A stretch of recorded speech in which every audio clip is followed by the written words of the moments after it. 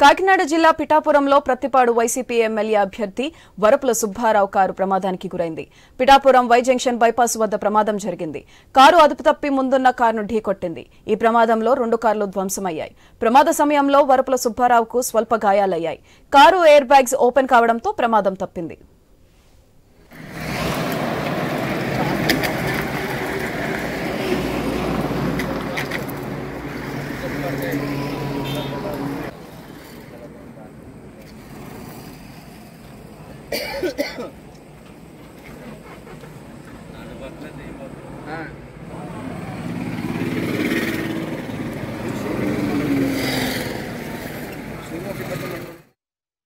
నమస్కారం.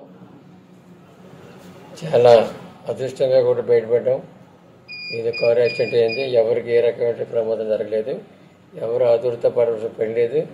దయచేసి ఎవరు కూడా రావడానికి కూడా ప్రయత్నం చేయొద్దు. నేను కాకినాడలో ఉన్నాను కాబట్టి వచ్చిన తర్వాత అందరినీ నేను కలుగుతానని చెప్పేసి ప్రత్యేక మనవి చేస్తున్నాను. ఎవరు కూడా ఏ రకమైనటువంటి విధానం కూడా పడకుండా ధైర్యంగా ఉండండి. ఎవరికి కూడా మాకు ఎవరికి ఏ రకమైన ప్రమాదం జరిగిన విధానం లేదు.